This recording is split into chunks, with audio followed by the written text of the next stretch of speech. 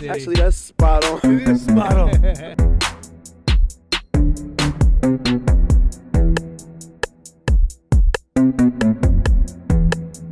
All the competition that try to compete.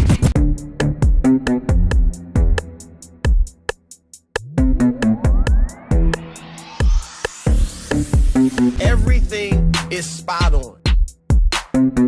Lincoln Riley packed up his bags from being a Sooner to go be a Trojan at USC in the great city of Los Angeles.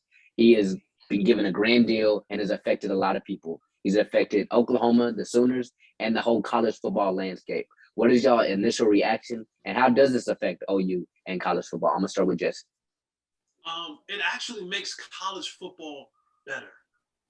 When you get Lincoln Riley out to the West Coast, right? We remember the days, like I grew up in a time where it was Nebraska and Miami and Notre Dame and, Penn State, and football was fun.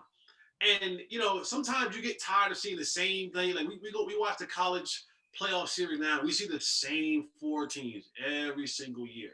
So I think it's amazing for college football because now you put a coach on the West Coast in a historically popular location like USC. If he can bring USC back to prominence, now you're talking about adding another team to the mix, seeing another brand of high-profile football. And I think that just helps college football in general. And how does it affect OU? OU will be okay. I don't blame Lincoln Riley for taking this move. I know everyone wants to say, but what about the kids? What about the kids? We've come to a point now where this is a business. The kids make business decisions. The kids are making money in college. They jump in and out of the portal when they want, how they want, go wherever they want. And have you guys ever been to Norman? Have you been to LA? Trust me, it ain't the same. He made the right move. He got the bag, he got the beach, and he has the entire West Coast that he can now recruit. And really, Alabama will come over there, and maybe Texas will come over there and try to get a recruiter too. But for the most part, a lot of the big time, West Coast recruits, they want to stay on the West Coast. They don't want to go to Alabama. They don't want to go to Georgia. They don't want to have to go all the way across the country to play a good brand of football. And now that you have a coach in that area at a school that is recognizable, and you're talking about the NILs now, when just imagine, we know Reggie Bush got paid when he was in school, but imagine what a top quarterback will get at USC when they're preseason ranked number one, or they're in a college World Series, a college playoff series in a couple years. So I think what Lincoln Riley did, he's helped college football. He's now grown the brand. He's now put names on different coasts where now you can compete with one another. And Lincoln Riley didn't sign up to go to the SEC when he's at Oklahoma. And that's a gauntlet that you don't want to be in. Like, think about all the teams that have to compete in the SEC, right? LSU, Georgia, Alabama. Just the list goes on and on and on and on and on. And you're all trying to fight for the same recruits? Nah, no thank you. I'm going to go to the West Coast. I'm going to dominate out here. I'm going to be a god out here. I'm going to make a boatload of money. I'm going to have palm trees in 74-degree weather year round. And eventually, I'll probably end up going coaching the 49ers in about 5 years. Once that experiment fails out there, they'll probably hire me to go coach the 49ers. The segment might actually be over now that Jesse just said. I know, right? Look, I'm thinking as we're talking, I'm like, I was gonna say that. But no, he's totally right. And at first I did question the move of Lincoln Riley leaving Oklahoma because of that situation, and at a time now where you look at it and say, well, Oklahoma is Lincoln Riley and vice versa. But why would you go to the SEC and deal with the Alabamas of the world when you can look at USC and say, well, there's Utah, there's Arizona State, there's Colorado, and Arizona. And it's a little easier on this side of the West Coast. So for the Oklahoma players, obviously for the high school recruits, and Jesse probably broke it down somewhere. It is indeed a business.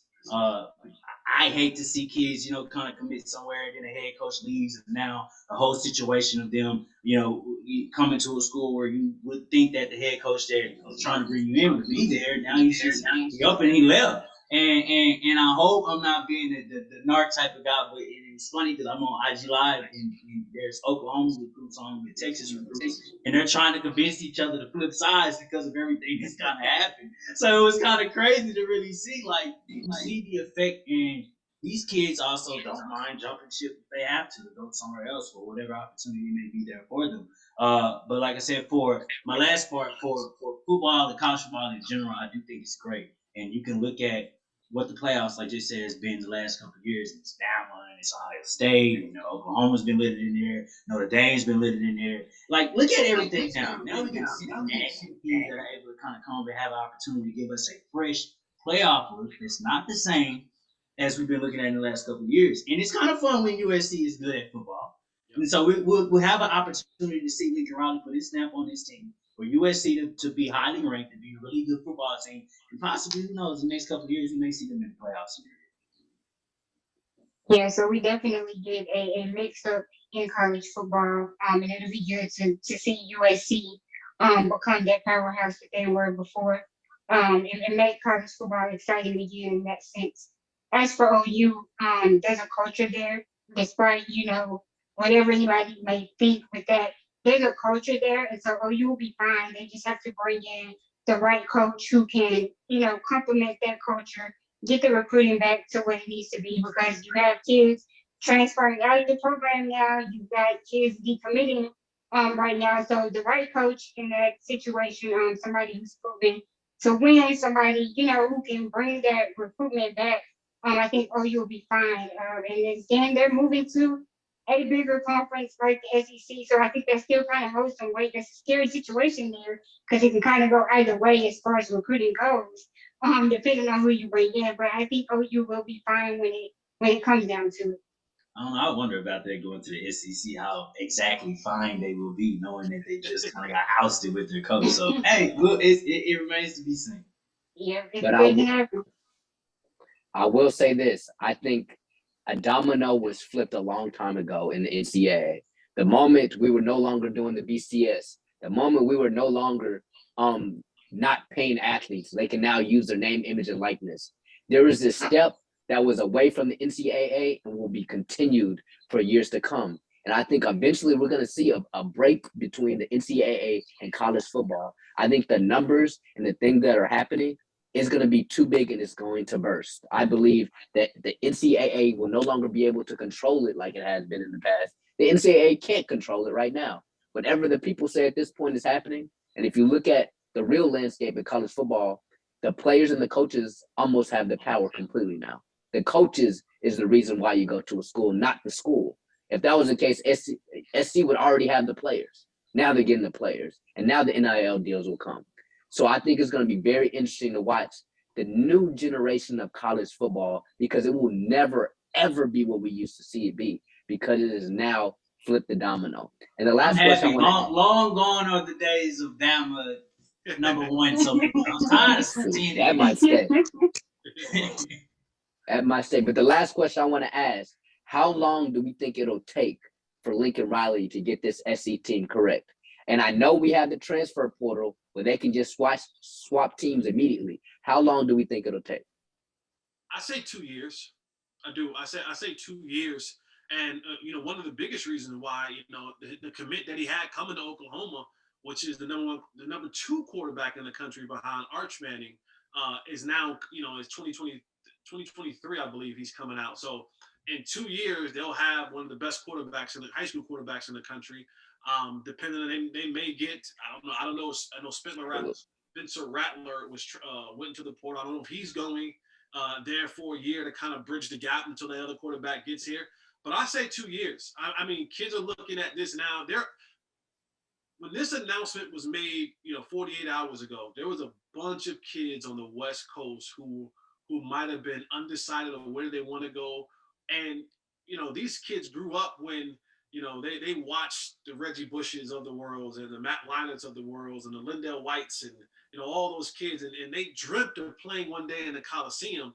And then they seen the program kind of, hit rock bottom in the last couple of years, to now have that energy again and believe that it can change, you're going to see a bunch of kids just fly to USC, man, because that place, that's Hollywood. That place is Hollywood. Think about their TikToks are going to look great at SC with the palm trees and the Hollywood sign behind them, man. So I think 2 years is when, the time frame I'm giving Lincoln Riley to get this thing back jumping again and to find themselves in the top 10 conversation in 2 years. Yeah, I think it's going to be really, even dependent on the teams that surround them. Obviously, Oregon has been a team that's been great for a number of years, and Washington State has kind of been there. Utah is a really good school, and obviously with a head coach in mind, Lincoln Riley, you do believe that they can supersede these teams within about a year or two, or even 3 years times, and it's just gonna be how fast they get the players in this pipeline. How fast can you get these players in? We just spoke earlier about some guys that's going to be coming out in the next few years that have the opportunities to get. You got some quarterbacks that's coming in the transfer portal. A lot of quarterbacks that have seen it over the years know, if I want to get into the opportunity to raise my draft stock, obviously Jalen Hurts is a product of that. I'm going to go play for Lincoln Riley. And so, for them, it's just not going to take long. You said that earlier, DeMar. It's just the name of the coach at this point, over the school itself. And USC has been there. USC has tasted success, and they're going to get back to that sooner rather than later. Yeah, I give it 2 to 3 years as well. If you look at what he was able to do at OU, and I think we also have to consider, we're talking about kids transferring in from out of state and him being able to recruit in that manner. But look at the amount of talent he can keep in state in California. I think that says a lot right there. And so he's got a lot to pick from in that situation. So yeah, I give it 2 to 3 years, and I think USC will be fine. And I'll also say this is a new age in itself right now, with it basically being free agency in the NCAA. A player can literally leave and have one chance to go from one school to the other without having to wait a year. That opens up a lot more to happen in 1 year for Lincoln Riley. Caleb Williams, the guy who he had at OU, could be in a USC uniform next year with the snap of the finger. So anything can happen. I would not be surprised if they're a top 25 team next year. That's how quick I think things can happen. I think more realistically, it is 2 to 3 years, but you never know. It's LA. But y'all tell us what y'all think in the comment section. We'll see y'all next time. SOS Discussion. We thank you guys for tuning in to this week's episode. Be sure to check out more shows here on this YouTube page, such as SOS Discussions or My Point Exactly. And most of all, keep watching Spot on Sports. It's a new wave of sports that's sweeping the nation. We're not just accurate, it's spot on.